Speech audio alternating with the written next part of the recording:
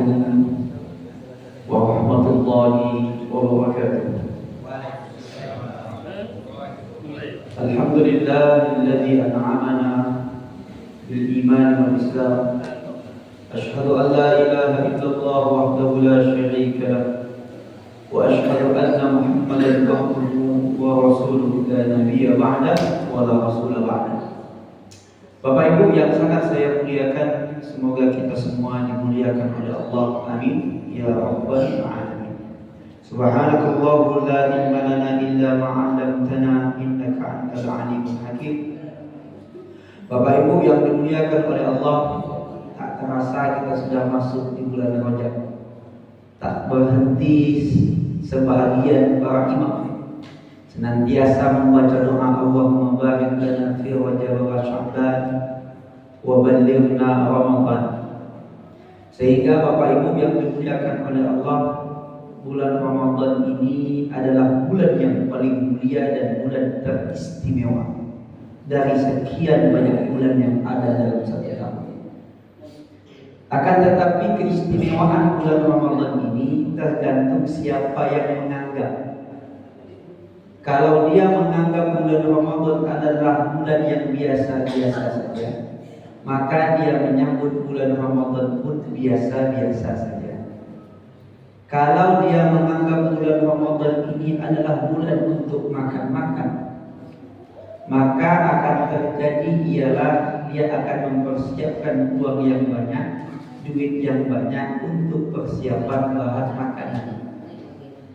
Satu hal yang kadang-kadang terbalik, di bulan Ramadan kita makan 2 kali, bulan yang lain makannya 3 kali. Tapi duit yang lebih banyak keluar bulan mana Pak untuk makan? Ramadan. Artinya terbalik. Dia salah dalam menganggap bulan Ramadan. Bulan Ramadan itu bukan bulan untuk memuaskan nafsu. Kalaulah seandainya bulan Ramadan uang makannya lebih banyak, berarti bulan Ramadan adalah bulan untuk makan-makan, bukan bulan untuk menekan nafsu. Sesuai dengan makna puasa, yaitu maknanya al-imsak, menahan diri. Kenapa demikian? Karena kita di bulan Ramadan ini sistemnya balas dendam.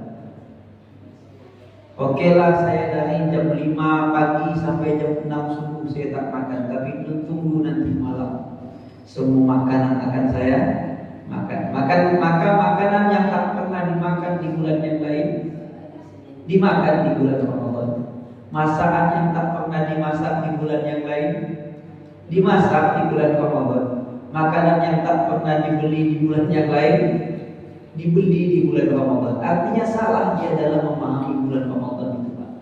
Bulan Ramadan ini bulan menekan nafsu, menahan hawa nafsu yang sebelumnya liar menjadi tidak liar, yang sebelumnya semuanya dimakan tertahan di bulan Ramadan. Maka Bapak Ibu yang dimuliakan oleh Allah, bulan Ramadan ini bulan istimewa. Maka bagaimana kita menganggap bulan ini, begitu pula penyambutan kita dengan bulan Ramadan. Kalau yang datang adalah orang yang biasa-biasa saja, maka penyambutannya pun biasa-biasa saja. Ada Pak RT datang ke RT-nya sendiri, ya penyambutannya biasa-biasa saja. Kepala desa datang, agak lebih sedikit. Presiden datang, dianggap luar biasa, maka penyambutannya pun akan luar biasa. Maka Jokowi dulu ketika jadi presiden, ketika datang ke rumah istrinya, itu biasa-biasa saja, Pak. Karena istrinya menganggap Jokowi itu bukan presiden, tapi sebagai suami. Coba dia datang ke tempat yang lain, maka penyambutannya akan luar biasa. Maka Bapak Ibu yang muliakan oleh Allah, kalau begitu apa yang perlu kita persiapkan sebelum kita potong dulu kajian fikih kita? Karena mau masuk bulan Ramadan, kalau saya hitung biasanya untuk fikih bulan puasa itu setidaknya 4 kali pertemuan baru selesai. Karena kita kalau itu berarti 2 kali pertemuan. Kita selesaikan dan 2 kali kita potong dengan sesingkat-singkatnya. Bapak Ibu yang dimuliakan oleh Allah, yang perlu kita persiapkan adalah ilmu tentang bulan Ramadan. Puasa penting, tapi ada yang lebih penting dari puasa, yaitu ilmu tentang puasa. Salat itu penting, tapi ada yang lebih penting dari salat. adalah ilmu tentang sholat. Nikah itu penting, tapi ada yang lebih penting daripada nikah, yaitu ilmu tentang nikah. Makanya sebelum nikah biasanya ada khutbah nikah, ada khutbah nikah sebagai nasihat untuk orang yang mau menikah. Bapak Ibu yang dimuliakan oleh Allah, bulan Ramadan itu adalah bulan diwajibkannya berpuasa. Kapan mulai wajib puasa? Mulai diwajibkannya puasa yaitu ketika nampaknya hilal, anak bulan. Maka untuk penentuan bulan Ramadan ada dua metode yang dipakai oleh Nabi Muhammad dan sahabat. Yang pertama kata Nabi Muhammad, sumu li ru'yatiha wa aftiru li ru'yatiha. Berpuasalah kalian ketika melihat anak bulan muncul, dan berbukalah kalian. Maksudnya berbuka adalah selesai puasanya dengan melihat timbulnya anak bulan. Fa in ghamma, kalau seandainya anak bulan itu tak nampak, kata Nabi, maka sempurnakan bilangan bulan Sya'ban 30 yauman, sebanyak 30 hari. Baik, kita bahas di sini. Bapak Ibu yang dimuliakan oleh Allah, kita sebagai umat jangan bingung. Dan memang tidak boleh bingung. Beramal, beribadah dalam keadaan bingung itu tak boleh. Bahkan sebagian ulama berpendapat dia bingung dalam amal, maka amalnya bisa tertolak. Dia harus meyakini inilah yang benar. Pertama, pertama kita melihat kapan bulan puasa itu. Kapan mulai berpuasa? Dengan melihat namanya ru'yatul hilal, melihat anak bulan. Siapa yang bisa melihat anak bulan? Tentu orang yang ahli. Baik itu dengan naik ke tempat yang tinggi atau menggunakan teleskop, alat pembesar. Lihat. Maka wajib, tidak boleh langsung hisab, langsung takmilul hisab, menyempurnakan bilangan bulan Sya'ban 30 hari, tak boleh. Wajib dengan ru'yatul hilal dulu. Kalaulah seandainya ru'yatul hilal tak nampak, baru takmilul hisab. Karena bahasa Nabi itu adalah wa in ghamma, kalau tak nampak, berarti pilihan kedua. Kata Nabi Muhammad, berpuasalah engkau dengan melihat anak bulan, dan berhentilah engkau berpuasa dengan melihat anak bulan. Kalau tak nampak anak bulan, sempurnakan bilangan bulan Sya'ban 30 hari. Artinya hisab, takmilul hisab adalah pilihan kedua, bukan pilihan pertama. Maka tak benar kalau seandainya Pak, seminggu sebelum Ramadan sudah bisa ditentukan, tak bisa. Kenapa tak bisa? Karena anak bulan belum muncul, anak bulan belum nampak. Maka lihatlah dulu anak bulan. Kalau anak bulan nampak, mulailah dia puasa. Maka setiap balad, setiap negeri, setiap mantiqah itu memiliki matlak anak bulan yang berbeda. Makanya setiap negara itu pasti ada ru'yatul hilal. Di Mesir ada tempat ru'yatul hilal, di Yordan ada tempat ru'yatul hilal, di Indonesia ada tempat ru'yatul hilal. Bahkan di dalam satu negeri sendiri kadang-kadang ada beberapa tempat untuk ru'yatul hilal. Dalam kitab I'anah dikatakan wa yajibu ala ahli baladi al-mar'i, maka wajib untuk bagi semua penduduk negeri yang terlihat hilal di negeri itu, wajib bagi mereka berpuasa. Artinya apa? Setiap negeri memiliki matlak tempat timbul anak bulan berbeda. Kemungkinan di Indonesia sudah timbul, tapi mungkin di Malaysia belum timbul. Maka yang wajib puasa siapa Pak? Indonesia. Malaysia boleh puasa kan? Belum. Karena setiap matlak berbeda. Maka bisa jadi di Arab Saudi matlaknya sudah nampak, hilalnya sudah nampak, tetapi di Indonesia hilalnya belum nampak. Kadang-kadang kita bingung, ada yang bilang Ustaz, Arab Saudi malamnya salat tarawih. Seharusnya kita juga malam ini sholat tarawih. Kalau Arab Saudi malam bisa dilihat Pak live streaming mereka itu. Malam ini Arab Saudi sholat tarawih, Ustaz, berarti mereka besok puasa, kita puasa juga kan? Karena logikanya Ustaz, kita sholat dulu daripada mereka. Kita sudah sholat maghrib, mereka baru mau sholat asar, karena bedanya 4 jam.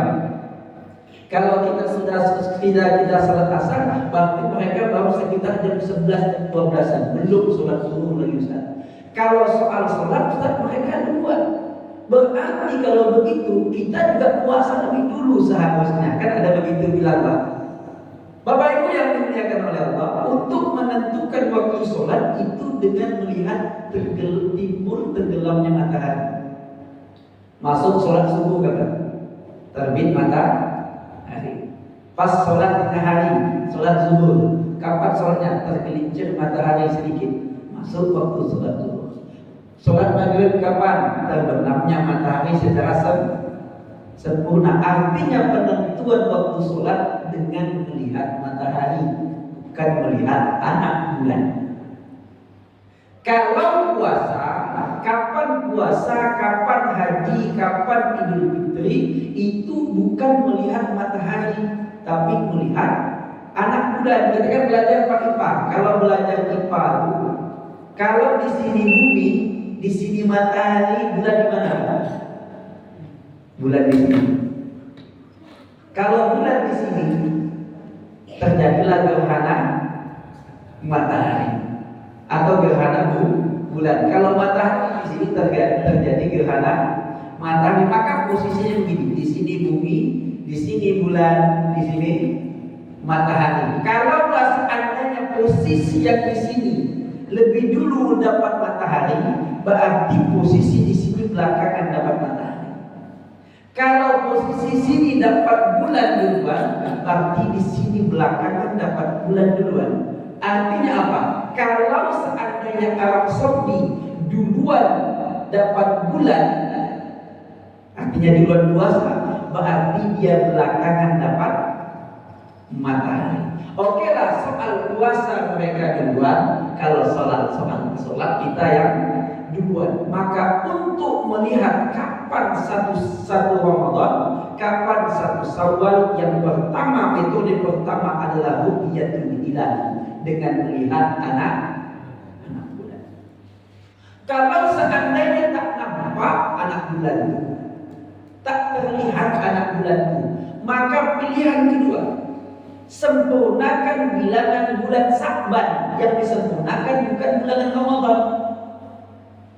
Kata Nabi Muhammad, sempurnakan bulan Sya'ban 30 hari, tak nampak hilalnya, maka kita sempurnakan bilangan bulan Sya'ban sebanyak 30 hari. Kita tengok hari ini tak nampak berapa Sya'ban sekarang, 29, berarti kita sempurnakan 30 Sya'ban, berarti besoknya kita puasa. Yang lucu kadang Pak, dia tidak ru'yatul hilal. Ustaz, kami tak ru'yatul hilal. Ustaz kadang bertanya begini, Ustaz ikut pemerintah atau ikut ulama? Kau yang tak lomba Pak. Ustaz ikut pemerintah atau ikut ulama? Saya bilang saya ikut anak bulan. Kadang-kadang dia argumennya Pak, kayak di pemerintah itu tak ada ulama. Ini agak hancur pemikiran kayak gitu. Ustaz ikut pemerintah atau ikut ulama? Aku bilang, ulama yang mana Bang? Ulama yang mana? Kalaulah seandainya nih, yang lucu kadang, kami tidak ru'yatul hilal Ustaz, kami takminul hisab, tapi puasanya duluan. Kalau seandainya memang takminul hisab, puasanya kapan? Belakangan, karena dia harus menyempurnakan bilangan bulan Sya'ban 30 hari. Kadang-kadang mereka bilang, kami takminul hisab Ustaz, kami tak ikut ru'yatul hilal, kami takminul hisab. Kalau seandainya memang takminul hisab, seharusnya ente puasanya belakangan, karena harus menyempurnakan bilangan bulan Sya'ban 30 hari. Untuk menentukan kapan satu Ramadan dengan hisab, sempurnakan bilangan Sya'ban 30 hari. Untuk menentukan kapan mulai waktu Idul Fitri 1 Syawal dengan menyempurnakan bilangan 30 hari bulan Ramadan. Begitu yang betul metodenya. Tapi salah juga kalau langsung ru'yatul hilal, karena bahasa Nabi itu fa in ghamma, kalau tak nampak. Baik, kita tinggalkan itu Pak. Intinya jangan bingung lagi tahun depan. Ikutlah apa yang dibuat pemerintah. Saya tambahkan sedikit. Kalaulah seandainya ada 2 orang yang adil, dua-duanya adil, amanah, orangnya soleh. Satu bilang aku melihat hilal, satu bilang saya tidak melihat hilal. Kemudian 2 orang ini dihadapkan ke Sultanul Balad, ke pemimpin satu negeri. Kemudian pemimpin satu negeri memilih satu pendapat yang mengatakan oke, pemerintah memutuskan untuk mengambil pendapat bapak ini yang mengatakan dia melihat hilal. Maka pendapat yang mengatakan aku melihat hilal rufi'ah, terangkat derajat pendapatnya. Kenapa terangkat? Karena tukhadhu bisultanil balad, diambil oleh pemimpin satu negeri. Artinya yang dibuat pemerintah kita sudah tepat. Kenapa tepat? Di sana ada ulama juga melihat mereka dengan teleskop, kemudian diambil oleh satu penguasa negeri. Jadi pas, jangan bingung. Tapi ketika ada perbedaan, ada yang puas, ada yang tidak. Ya intinya ketika itu kita tak sambung. Tapi sebagai orang awam, yang paling aman, yang paling pas sesuai dengan ilmu fikihnya adalah ikut Sultanul Balad, pemimpin satu negeri. Di situ banyak juga ulama, Pak. Bukan orang-orang bodoh yang melihat anak bulan mereka diambil sumpah, tidak sembarangan. Baik. Kita lanjutkan Bapak Ibu yang dimuliakan oleh Allah. Itu soal penentuan bulan Ramadan. Kemudian puasa itu ada puasa yang wajib ada 3. Puasa wajib ada 3. Pertama puasa nazar. Puasa nazar wajib. Kalau dia mati, umpama dia bilang aku niatlah bernazar kalau seandainya jadilah aku nikah dengan perempuan itu puasa sehari. Nazar wajib puasa. Kalau nazarnya sampai. Kalau badanku sehat, aku nazar puasa 1 hari. Maka kalau sehat badannya, wajib dia puasa. Ternyata setelah sehat 1 tahun 2 tahun lupa dia, kemudian dia mati, maka nazar itu jatuh hukum wajib, hutang dia. Maka siapa yang wajib bayar? Kata Nabi Muhammad, man mata fa alaihi siyamun falyasum alaihi ahlu. Siapa yang mati meninggalkan hutang seperti itu, maka wajib dia berbuat. Siapa yang membayar hutang puasanya? Ahli keluarga. Yang kedua, orang yang puasa yang wajib adalah puasa kifarah. Ini panjang penjelasan, kapan kita bahas. Puasa penebusan dendam.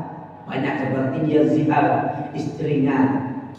Kepalamu nih sama dengan kepala mamaku, hidungmu nih sama dengan hidung nenekku. Atau dia menyamakan bentuk badan yang nampak daripada istrinya dengan badan orang yang haram dia nikahi, namanya zihar. Maka dia wajib bayar kifarah. Kemudian Bapak Ibu yang dimuliakan oleh Allah Subhanahu wa taala, puasa wajib yang ketiga adalah puasa Ramadan. Kita bahas puasa Ramadan. Puasa Ramadan itu wajib bagi setiap orang yang mukallaf. Siapa mukallaf? Dulu kita sudah bahas mukallaf. Kita senggol sedikit. Mukallaf syaratnya 1, akal sehat. Kalau akalnya tak sehat tidak mukallaf. Yang kedua baligh. Kalau belum baligh walaupun akalnya sehat tidak mukallaf. Yang ketiga sehat pendengaran dan sehat penglihatan. Baru mukallaf. Dia dewasa, oke. Kemudian akalnya sehat, oke. Ternyata peka plus tuli sejak lahir, tidak mukallaf. Kalau peka saja tapi dapat mendengar, tetap mukallaf. Buta saja tak dapat mendengar, tetap mukallaf. Peka saja dapat melihat, tetap tetap mukallaf. Kalau kedua-duanya buta dia plus tuli sejak lahir, maka dia tidak mukallaf. Kenapa tidak mukallaf? Tidak sampai kepadanya ilmu, tidak sampai kepadanya dakwah Islam. Gimana kasih tahu dia? Mau diajarkan pakai apa? Mau diajarkan pakai suara peka, pakai isyarat? Tak nampak gimana ngajarnya, Pak? Maka orang seperti itu tidak mukallaf. Beda kalau sudah tua, ada tua peka dia tuli dia, tapi dia sudah tahu waktu sholat. Kan anaknya tinggal kasih tahu, diseret dan sebagainya, tetap dia harus dibimbing untuk sholat, ditentukan diajak sholat, dibutuhkan dan sebagainya. Kemudian Bapak Ibu yang dimuliakan oleh Allah, semua orang yang mukallaf ini wajib puasa kecuali dengan uzur. Apa uzurnya? Kita bahas. Uzurnya ada 9. Ada 9 orang manusia yang boleh meninggalkan puasa dan tidak berdosa kalau seandainya meninggalkan puasa. Akan tetapi ketika dia meninggalkan puasa, wajib bagi dia untuk mengganti dengan qadha atau membayar dengan fidyah. Apa itu qadha? Qadha itu mengganti puasa di waktu yang lain. Tak puasa dia di bulan Ramadan, dia ganti di hari yang lain. Apa itu fidyah? Fidyah ialah membayar dengan memberikan makanan kepada fakir miskin. Syaratnya 1, bayar fidyah. Harus memberikan makan.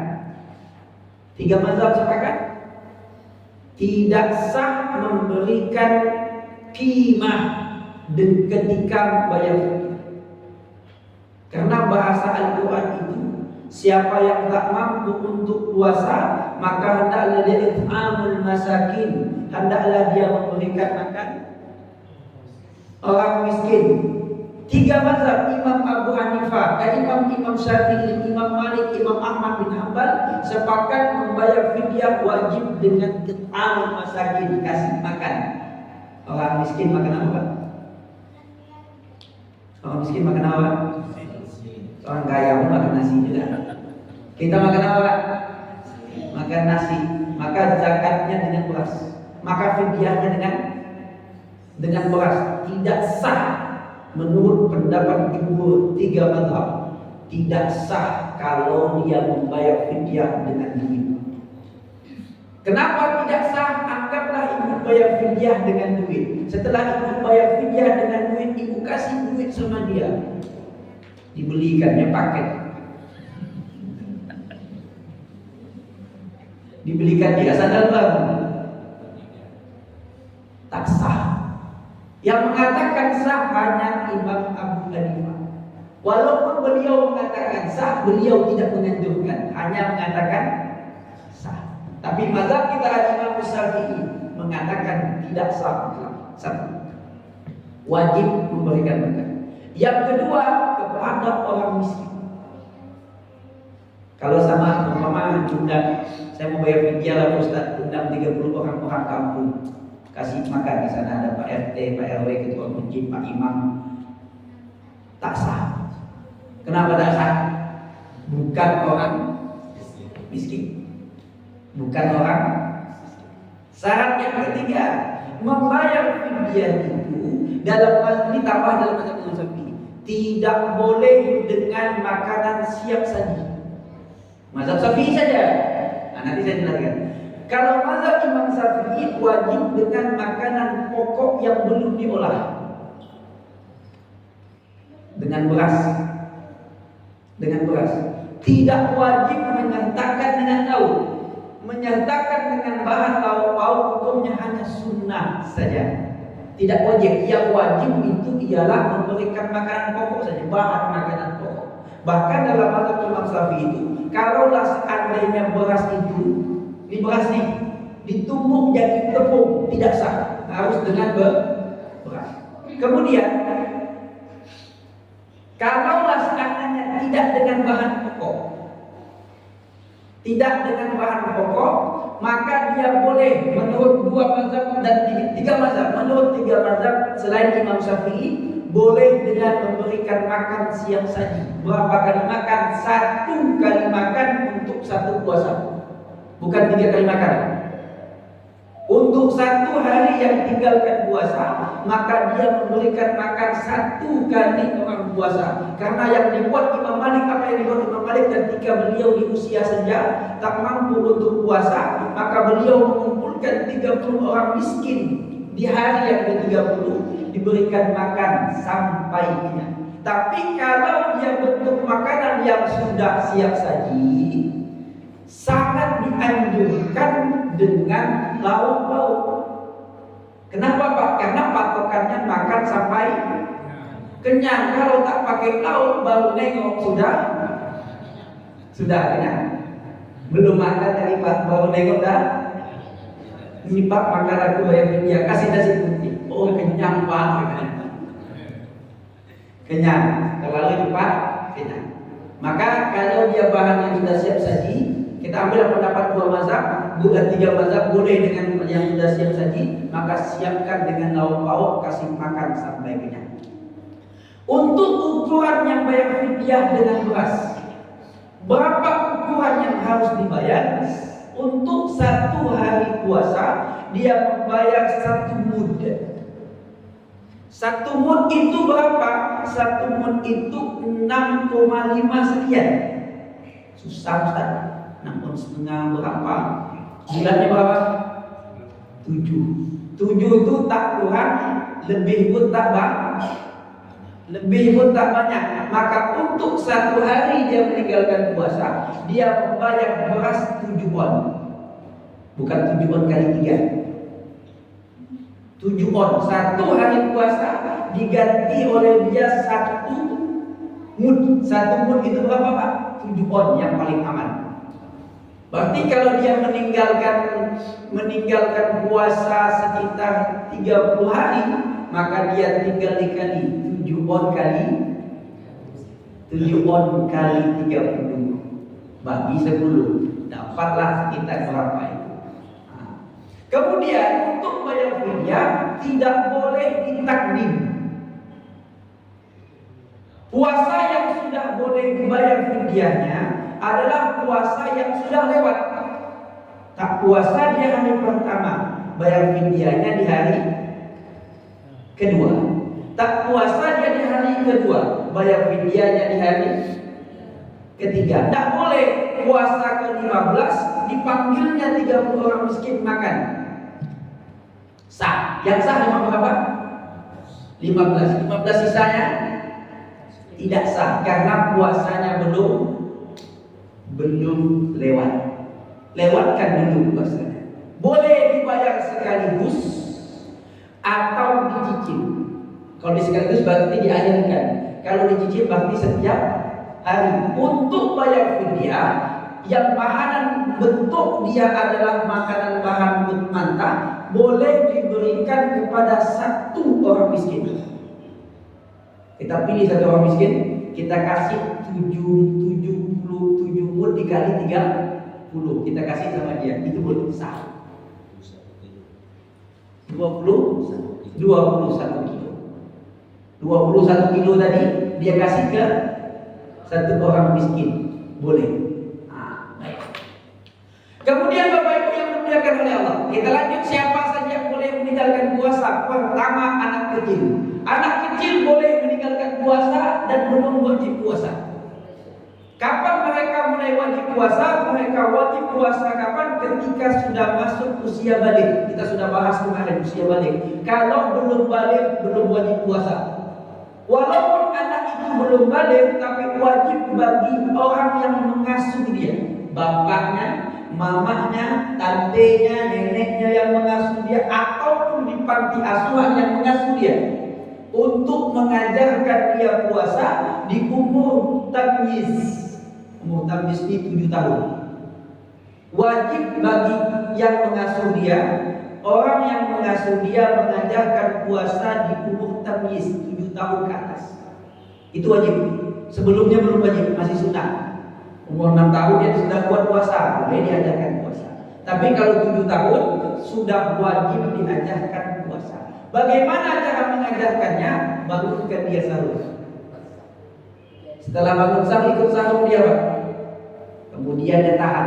Sampai kapan dia tahan? Sampai jam 10 Ustaz dah minta makan, kasih makan.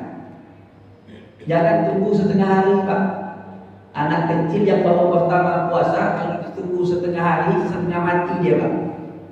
Ucap bibirnya, ya Allah, dan seder-seder kawan sekolah aku tak kuat lagi. Maka ditahan sampai kapan anak itu ditahan? Sampai kapan dia tahan? Oh, jam 11 minta makan, Ustaz. Kasih makan. Setelah makan bilang, nak, puasa lagi. Terus tahan sampai kapan dia minta makan? Oh, minta makan jam 4.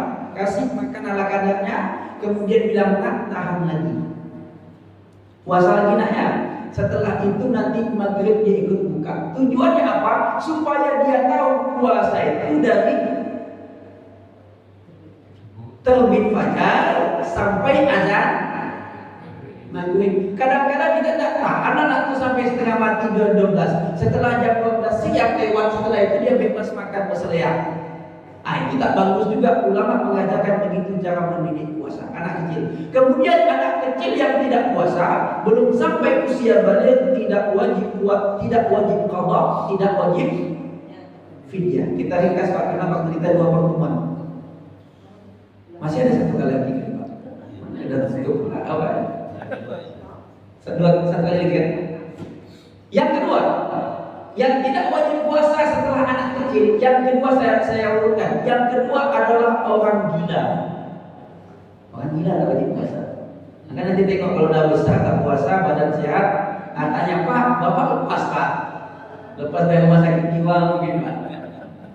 Maka orang gila tak wajib puasa. Dan memang mereka tidak ada kewajiban. Kenapa? Semua perintah wajib tak ada bagi mereka. Karena gila. Maka orang yang gila itu ada 2 macam. Ada yang gila disengaja, ada yang gila tidak disengaja. Ulama bahas itu, Pak. Gila yang disengaja seperti apa? Oh, sengaja dia benturkan kepalanya supaya gila. Ataupun ketangkap KPK supaya tidak dihukum. Diminumnya pil supaya gila. Maka gila disengaja. Maka untuk orang yang gila disengaja, ini gila betulan ya, Pak, bukan gila janda. Gila betulan, gila akal. Untuk orang yang hilang akal gila, itu yang kalau gilanya dengan disengaja, ketika dia sembuh daripada gilanya, dia wajib qada. Dia wajib qada. Karena gilanya disengaja, dibuat-buat supaya bebas dari hukuman. Yang kedua, kalau gilanya tidak disengaja, jatuh dia terbentur kepalanya atau ikut pemilu tak terpilih. Gila kawan, Pak. Kan siapa tahu kan ada juga kan, Pak. Tak terpilih di kebun habis, sawit habis, rumah tergadai, duit habis, tak dapat kursi. Gila dia, Pak. Maka gilanya tak disengaja, tidak wajib qada, tidak wajib fidyah. Tidak wajib qada, tidak wajib fidyah. Karena dia tidak wajib semuanya. Dia gila seperti anak kecil. Anak kecil gila.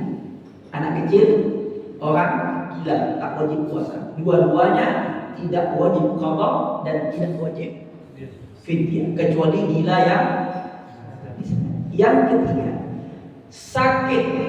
Yang dengan sakit, orang sakit boleh tak puasa dengan syarat satu, sakitnya membuat dia tidak mampu untuk puasa.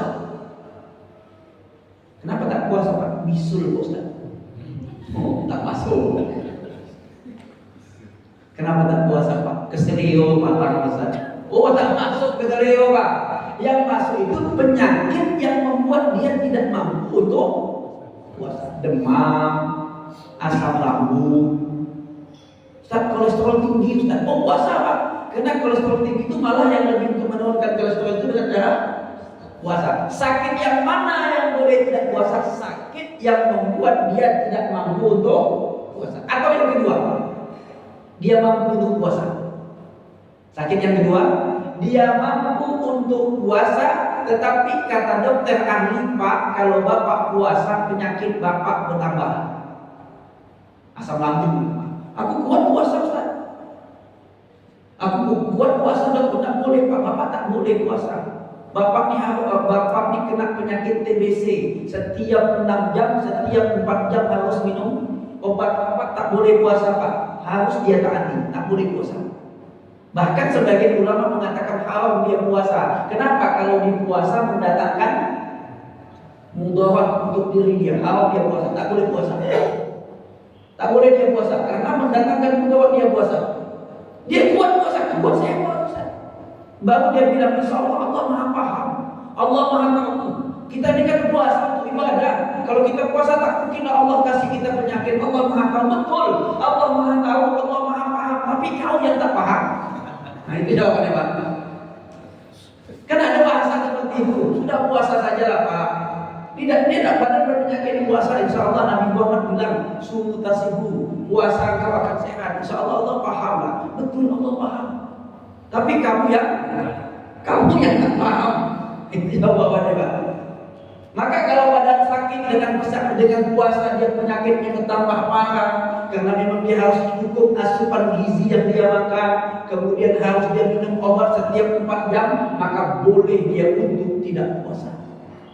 Bahkan haram puasa Pak. Di sini timbul satu pertanyaan Pak, yang wajib saja, yang wajib puasa ini wajib kan? Yang wajib saja kalau dibuat mendatangkan mudarat jadi hak. Gimana yang tak wajib Pak? Nah Bapak pikir-pikir apa yang tak wajib tapi mendatangkan mudarat dibuat berbahaya.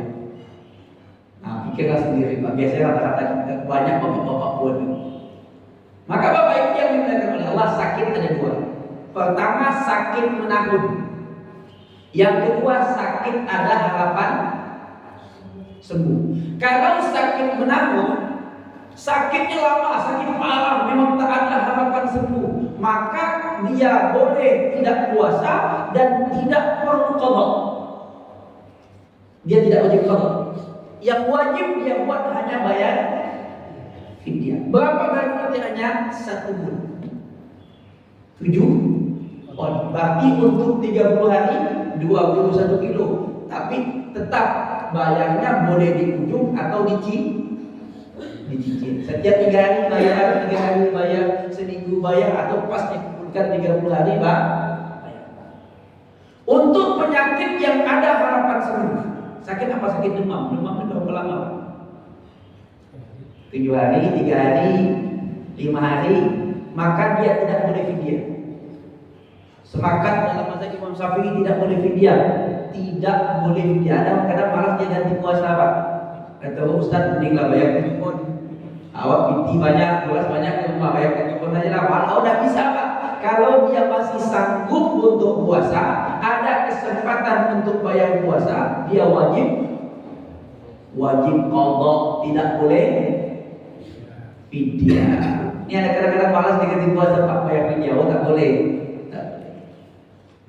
Anak kecil, orang gila, orang sakit.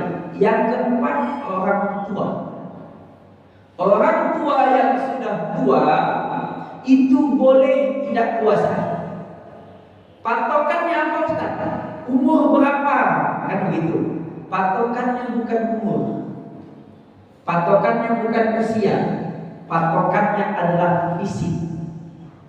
Sangkut pautnya dengan penyakit biasanya Pak. Kalau Bapak sudah tua, umur 70, 80, tapi fisik masih kuat, masih sehat, masih kuat dia puasa, maka wajib puasa. Patokan yang boleh tidak puasa, orang tua yang dengan tuanya dia tak mampu puasa karena kondisi fisik yang sudah melemah. Maka orang tua itu sama dengan penyakit menahun Pak. Tak ada harapan sembuh. Karena orang tua itu tak ada harapan muda lagi Pak.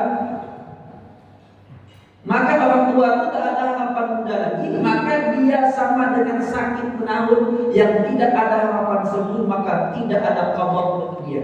Dia boleh membayar. Dia harus membayar dengan fidyah. Maka kadang-kadang Pak, kita nengok orang tua kita itu semangat. Makin tua makin semangat dia ibadah.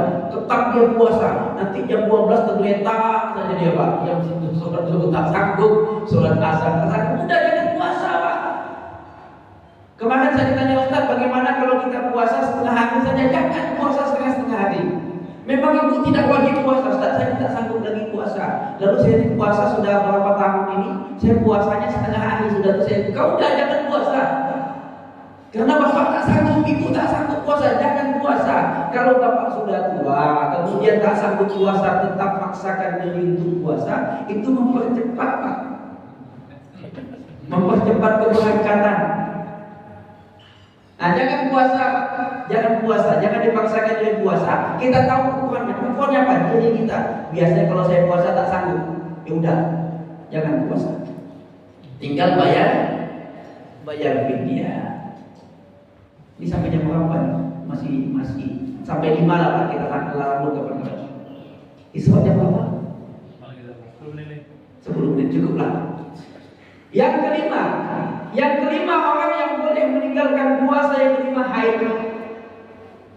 Yang keenam nifas, saya gabung. Haid, nifas. Haid, nifas tak boleh puasa, bahkan haram mereka puasa.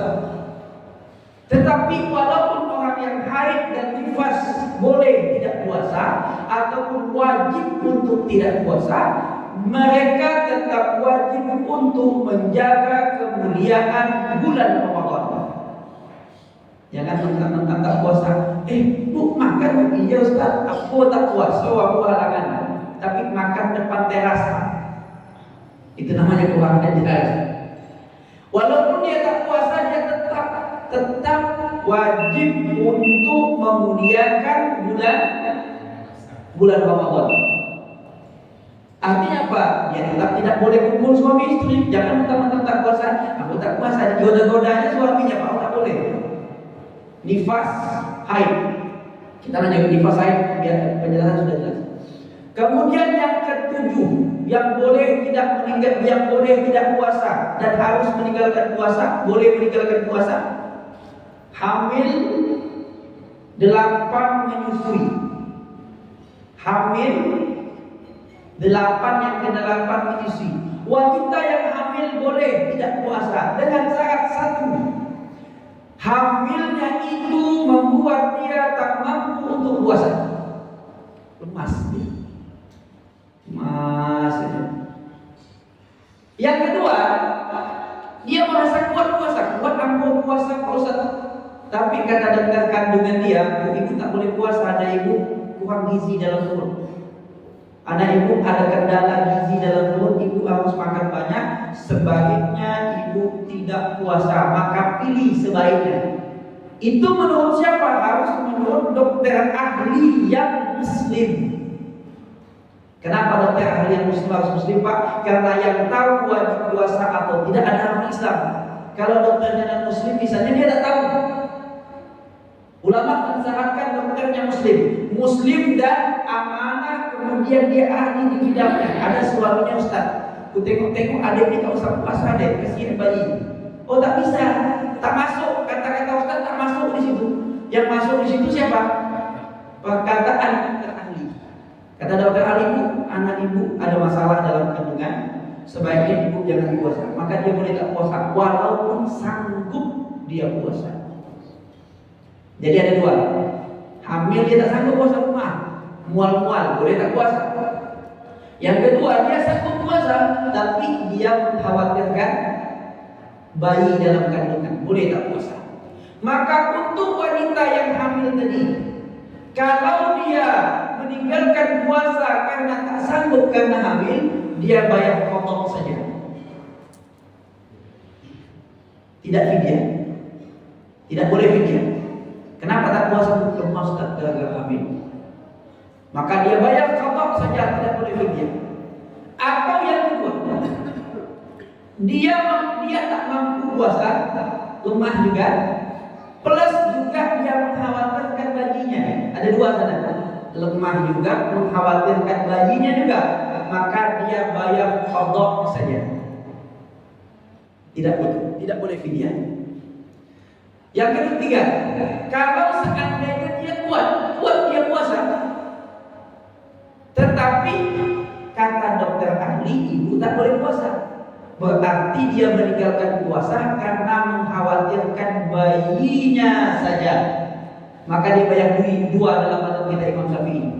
Bayar qadha plus Fidyah. Rugi dong Ustaz. Oh enggak rugi Bu. Qadanya dapat pahala, fidyahnya dapat pahala. Jadi dua-duanya. Kalau dia meninggalkan puasa hanya mengkhawatirkan bayi, bukan karena tak mampu. Yang kedua, yang kedelapan. Yang kedelapan adalah wanita yang menyusui, hamil menyusui. Wanita yang menyusui boleh meninggalkan puasa dengan syarat yang disusui adalah satu bayi. Kalau bayi kadang tak masuk Pak. Bayi. Walaupun yang disusuinya itu bukan bayi dia. Umpama dia kerjaannya menyusui anak orang. Karena anaknya meninggal dia susui anak orang. Karena dia menyusui anak orang lemah badannya, tak mampu dia puasa. Maka jangan puasa walaupun yang disusui itu bukan. Bahkan kata ulama Pak dalam mazhab Imam Syafi'i, bahkan walaupun seandainya yang disusuinya adalah hewan yang haram, hewan yang mulia, seperti dia punya kambing, beranak dapatlah anaknya 5, mati induknya, pas pula dia punya susu, diambilnya air susunya, disusukan ke kambing. Karena air susunya diambil, lemahlah dia, tak mampu untuk puasa, dia boleh meninggalkan puasa karena menyusui anak kambing. Begitu penjelasan ulama. Jadi bukan harus anak dia. Sama dengan wanita yang hamil tadi. Kalau dia meninggalkan puasa ketika menyusui karena lemah dia, karena menyusui lemah, dia wajib qadha saja. Kalau lemah plus mengkhawatirkan bayinya, dia bayar satu saja, qadha saja. Kalau seandainya dia meninggalkan puasa, kuat dia puasa, tetapi dia takut bayinya. Karena biasanya kalau orang puasa itu air susunya encer. Kalau dia paksakan puasa, biasanya anaknya mencret, sakit perut anaknya, takut anaknya tak cukup makan. Dia kuat puasa, tapi memang dia mengkhawatirkan bayinya saja. Maka dia bayar 2, qadha plus fidyah dalam mazhab kita Imam Syafi'i. Yang ke-9. Yang ke-9 agak panjang penjelasannya. Kita lanjut pertemuan yang akan datang. Ini soalnya musafir. Musafir ini panjang penjelasannya karena kita menjelaskan syarat musafirnya seperti apa, kemudian berapa lama dia boleh untuk tidak puasa. Kita lanjutkan nanti, ingat apa? Kita minggu pertemuan yang akan datang tentang musafir yang boleh meninggalkan puasa. Ada pertanyaan tentang puasa? Tak ada. Bapak Ibu yang dimuliakan oleh Allah Subhanahu wa taala, inilah puasa. Kita lanjut tentang musafir. Yang ke-9 nanti musafir yang boleh meninggalkan puasa dengan syarat-syarat yang sudah ditentukan oleh para ulama. Oh, 6 menit cukup. 6 menit kan? Cukup. Yang boleh ditanggung Pak supaya minggu depan kita tinggal batal yang batal puasa.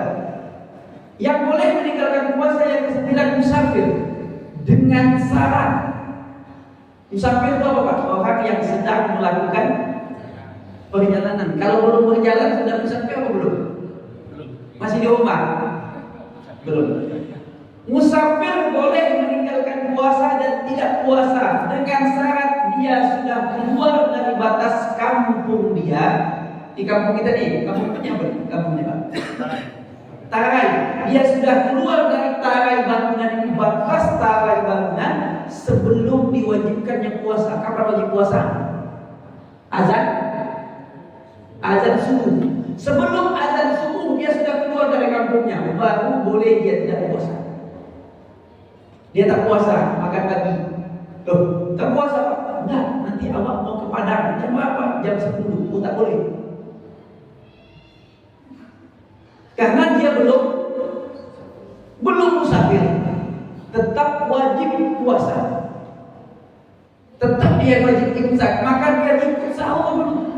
Ketika sahur kemudian dia berangkat jam 10. Karena di perjalanan susah, lemas dia, maka baru boleh berbuka. Kalau kadang-kadang kan ada yang mentang-mentang mau berangkat jam jam 8, dari pagi sudah tak puasa, dia tak puasa. Berdosa Pak? Tak boleh. Berdosa? Tidak boleh. Dia wajib tetap berniat puasa. Yang kedua, perjalanan yang akan dia tempuh sebanyak 2 marhalah. Satu marhalah itu 42, sekian, 42,35. Berarti kalau 2 marhalah kalikan 42,5, 84 sekian. Mudahnya gimana Pak? 85. Walaupun ada ulama yang bilang 82 kilo. Ada yang bilang 82 kilo, ada yang bilang 84 kilo, ada yang 85. Tapi saya mengatakan menurut banyak buku yang saya baca, yang paling aman itu adalah 80 yang akan dia tempuh. Yang kemudian yang kedua, dia sudah keluar dari batas kampungnya. Yang ketiga, bukan perjalanan maksiat. Kalau perjalanan maksiat tak boleh. Apa misalnya Ustaz? Perjalanan tinggalkan hutang. Itu perjalanan maksiat. Dia janji, Pak, aku hutang duit Pak, kapan bayar nanti puasa ke-15? Puasa ke-15 pergi ke Padang. Tak boleh dia tak puasa. Kenapa? Perjalanan itu seharusnya duit yang untuk berjalan itu apa? Untuk bayar hutang. Perjalanan maksiat. Kan banyak orang berjalan kemana Pak? Ini simpanan Ustaz. Simpanan siapa? Istri sah, boleh. Istri sah boleh. Siapa simpanannya? Simpanan selingkuhan. Tak boleh haram. Perjalanan maksiat. Dia tidak boleh untuk mengqadha salat, tidak boleh berjamaah salat, tidak boleh, plus tidak puasa tidak boleh. Karena perjalanan dia adalah perjalanan maksiat. Kemudian tambahan, kalaulah seandainya dia dari sini niat ke Padang, berapa lama tinggal di Padang Pak? 3 hari. Maka setelah dia sampai ke Padang, dia masih boleh untuk tidak puasa selama 3 hari. Karena niat tinggal di Padang 3 hari. Maka kalau kita punya tamu dari Padang, punya tamu dari Medan, punya tamu dari Aceh, punya tamu dari Tembilahan, malamnya tanya, Pak, besok niat puasa atau tidak? Kenapa? Kalau Bapak niat puasa, saya bangunkan sahur. Kalau tidak niat puasa, saya siapkan makan pagi, makan siang, makan malam. Wajib disiapkan Pak tamu. Karena mereka tak wajib puasa, karena hitungannya adalah musafir. Kalaulah seandainya dia melakukan perjalanan dari sini ke Padang, berapa lama tinggal di Padang Pak? 4 hari atau 5 hari, 6 hari Ustaz. Lebih daripada 4 hari. 4, 5 atau 6 hari Ustaz. Maka setelah sampai di Padang, besoknya sudah wajib puasa. Berangkat dia pagi ini, berapa lama tinggal di Padang Pak? 5 atau 4 hari, 5, 16, semingguan lah. Maka setelah sampai di Padang malamnya, besok sudah wajib puasa. Karena dia niat tinggal di sana lebih daripada 4 hari. Itu untuk musafir. Ada pertanyaan Pak tentang musafir? Silakan Ustaz. Ya, boleh. La salata illa fi qiratin pada kita. Wa ya al-Fatihah atau ayat. Bagaimana dengan makmum? Apakah makmum itu baca Fatihah, surat atau ayat? Kalau dalam mazhab kita Al-Imam Syafi'i, makmum ada 2 macam. Ada namanya makmum muwafaq. Masbuk ada 2 macam. Ada namanya masbuk muwafaq, masbuk ataupun makmum muwafaqah. Ada namanya makmum atau masbuk ghairu muwafaqah. Kalau makmum ghairu muwafaqah atau masbuk ghairu muwafaqah, dia terlambat datang, imam sudah mau rukuk, maka berarti dia adalah makmum ataupun masbuk ghairu muwafaqah. Maka mereka tidak wajib membaca Fatihah. Tidak wajib membaca Al-Fatihah. Tetapi kalau seandainya dia datang bersamaan dengan imam, sempat takbir dengan imam, kemudian atau dia terlambat sedikit, masih sempat membaca Al-Fatihah, maka dalam mazhab kita Imam Syafi'i dia masih diwajibkan untuk membaca Fatihah dalam mazhab kita Imam Syafi'i. Kecuali kalau dia tak sempat baca Fatihah, namanya makmum ghairu muwafaqah, maka dia tidak wajib membaca Fatihah, dia tinggal ikut gerakan imam. Tetapi kalau seandainya dia mendapatkan sempat untuk baca Fatihah, maka dia tetap diperintahkan wajib untuk membaca Al-Fatihah. Ini mazhab Imam Syafi'i. Tapi mazhab Imam Ahmad bin Hanbal, tiga mazhab yang lain mengatakan tidak wajib membaca apa-apa. Mazhab yang lain. Karena kenapa? Dalil dari hadis Nabi, qiraatul imam fa qiraatul imam, qiraatul imam fa qiraatul makmum. Bacaan imam adalah bacaan makmum. Jadi bapak kalau jadi makmum saya itu sah. Itu sah. Makmum sailan namanya. Itu sah. Tapi kalau dalam mazhab Imam Syafi'i, selagi dia masih mampu untuk membaca, dia wajib untuk membaca. Bahkan kalau orang yang baru masuk Islam, dia mampunya cuma baca bismillah, yang dia tahu cuma bismillah. Bacaan sujud tak tahu, bacaan rukuk tak tahu, tahiyat tak tahu. Yang dia tahu cuma bismillah. Maka selama gerakan salat itu, selama bacaan Fatihah itu, dia wajib membaca bismillah. Wajib dia membaca bismillah. Lalu bagaimana Ustaz baca bismillah? Apakah cukup dengan satu kali bismillah? Tak cukup. Dia wajib membaca bismillah yang sepadan dengan panjang Fatihah. Sepadan. Berarti bismillah itu berarti sekitar 7 atau 8. Bismillah. Bismillah. Bismillah. Yang sepadan panjangnya dengan kalau dia mampu baca itu saja. Oh, dia tak bisa mampu baca bismillah, dia cuma mampu bilang Allahu Akbar, maka dia baca Allahu Akbar semua. Maka kalau ada kadang orang di samping kita, dia setiap membaca Allahu Akbar. Jangan salah, jangan dia cuma mampu baca Allahu Akbar. Begitu dalam mazhab kita Imam Syafi'i. Tetapi walaupun di dalam mazhab yang lain itu tidak wajib. Selagi dia mampu menjadi imam silent itu tetap sah. Tapi dalam mazhab Imam Syafi'i, selagi dia mampu untuk membaca, ada kesempatan untuk membaca, dia tetap wajib untuk membaca Al-Fatihah. Lalu bagaimana Ustaz? Makmumnya sudah rukuk. Makmumnya sudah rukuk, Fatihah awal belum selesai. Kadang-kadang ini kan sholat asar kencang, masya Allah imamnya. Belum bapak kita iyyaka na'budu wa iyyaka nasta'in, Allahu Akbar. Entah gimana kencang. Kadang-kadang saya kenal memang imam-imam nih Pak. Gimana lah kencang baca itu? Karena minimal baca itu Pak, paling cepat bacaan itu sekitar 80 detik, lebih daripada setengah menit. Sekencang-kencang baca Fatihah itu lebih daripada, dia tak sampai setengah menit Pak. Allah. Bismillahirrahmanirrahim. Maliki yaumiddin. Allahu Akbar. Kencang bapak baca Fatihah. Maka bagaimana kalau begitu?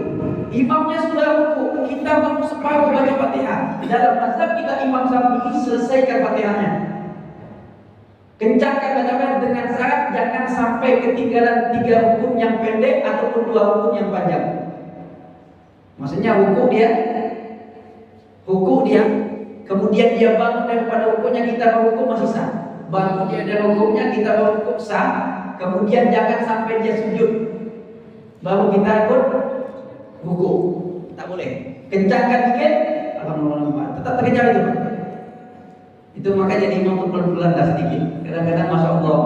Maka baca itu Pak didengar, kalau mazhab kita Syafi'i didengar oleh banyak Pak baca bismillah. Mana shadnya, mana sinnya, mana ra'nya, mana dhamnya, mana lamnya, mana ba'nya.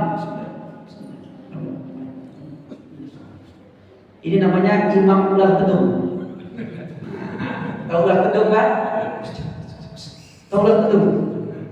Ulah. Imam naya imam ulah tedung, imam mazhab ulah tedung. Mana stopnya? Mana sinnya? Mana ra'nya? Mana dhamnya? Mana lamnya? Mana dalnya? Mana yaknya? Tidak ada di situ Pak. Maka saya masih meragukan. Kalau saya ditanya Ustaz, kalau begitu kita baca untuk pribadi itu salah.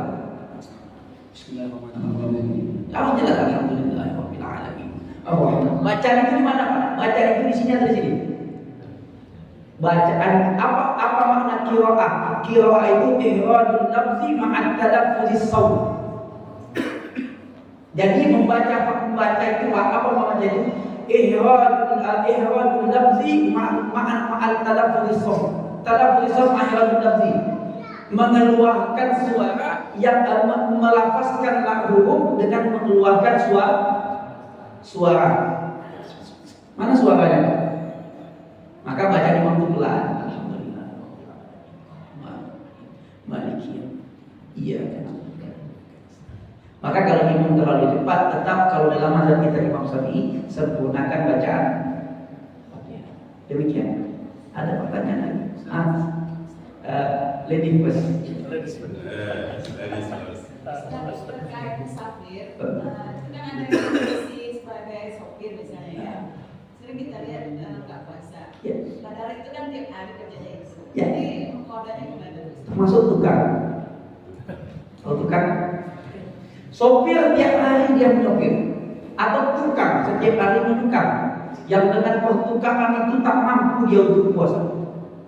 Maka sopir tadi yang kerjaan yang menyopir tiap hari, dia nyopirnya antar pulau, antar provinsi, dia boleh tidak puasa. Dengan syarat dia wajib memastikan ada waktu dia untuk mengqadha sebelum masuk bulan Ramadan yang akan datang. Sama dengan tukang tadi boleh untuk tidak puasa karena dia Ustaz, awak nak keraja Ustaz, kalau tak keraja tak makan nanti. Susah Ustaz. Nanti tak keraja apa makanan apa makan sahur nanti. Apa ini? Maka dia boleh untuk tidak puasa sama dengan sopir tadi. Dengan syarat dia harus memastikan sebelum masuk bulan Ramadan yang akan datang qadahnya sudah selesai. Ada caranya Pak kalau tukang itu kerja hari apa? Senin sampai Sabtu. Berarti puasanya kapan qadahnya? Hari Minggu dia mengqadha. Berarti 1 bulan dapat 4. Setahun dapat berapa? Anggaplah 10 bulan. 10 bulan dapat 40 hari. Berarti bonus 10 hari. Boleh seperti itu. Dengan syarat memang dia kalau dia tak kerja, agama Islam itu full solution Pak. Ini kalau tak kerja Ustaz tak makan, udah tetap harus puasa Pak. Jangan kerja sebab Allah yang kasih rezeki. Memang betul. Maka Ustaz harus paham Ustaz. Memang kau yang tak paham begitu. Maka dia boleh tak puasa. Dengan syarat dia harus memastikan puasa itu tergantikan sebelum puasa depan masuk. Tambahan oleh ulama Nusantara Imam Nawawi Al-Bantani. Tambahan dari beliau tidak boleh bekal.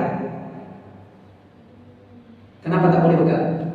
Kalau dia sudah bekal berarti sudah niat untuk tidak puasa. Maka dia kerja. Setelah tak mampu lemas dia baru buka. Gimana Ustaz? Tak bekal Ustaz? Tak ada. Berarti dari tempat kerja tadi, dari rumah ke tempat kerja, tengok kiri kanan rumah makan mana yang buka. Ditambah oleh ulama tidak boleh bekal atau memang tidak boleh bekal kalau lapar mak telepon istri siapkan makanan sebentar. Tetap sebagian ulama dalam ulama Nusantara lah tidak boleh bekal karena kalau bekal namanya sudah niat untuk tidak puasa gitu. Begitu Pak. Maka dia kalau tak mampu, memang tukang ini bukan kerjanya Pak. Tak ada tukang santai-santai itu. Kalau tukang itu adalah apalagi tukang rumah kayak kerjaan begini. Apalagi kalau panas-panas itu boleh tidak puasa dengan syarat dia harus memastikan sama dengan sopir tadi dia boleh tidak puasa tapi dia harus memastikan puasa itu tergantikan sebelum masuk Ramadan yang akan datang. Kalau dia tidak bisa memastikan maka tetap wajib baginya puasa. Begitu.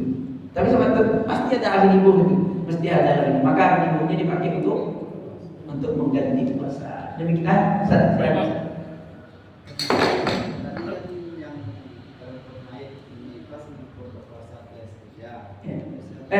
Hai nanti tidak. Yang fidyah yang membayar qadha dan fidyah itu adalah wanita yang hamil dan menyusui yang dengan mereka hamilnya karena khawatir sama bayi saja, menyusuinya hanya khawatir dengan bayinya saja tak cukup makan, maka dia bayar 2.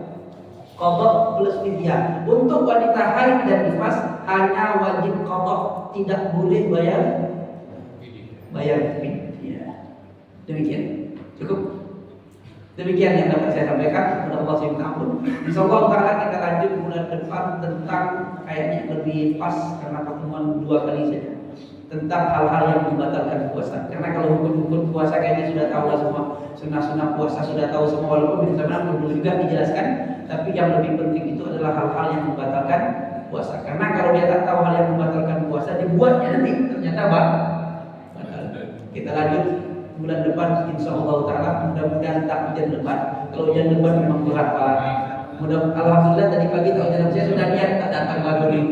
Tapi alhamdulillah hujannya masih bisa ditunggu. Demikian yang dapat saya sampaikan. Kepada Allah saya pun. Kalau ada bapak-bapak yang menyampaikan oleh Allah saya mohon maaf. Assalamualaikum warahmatullahi wabarakatuh. Waalaikumsalam. Subhanallah bihamdihi subhanakallahumma wa bihamdika asyhadu an la ilaha illa anta astaghfiruka wa atubu ilaik.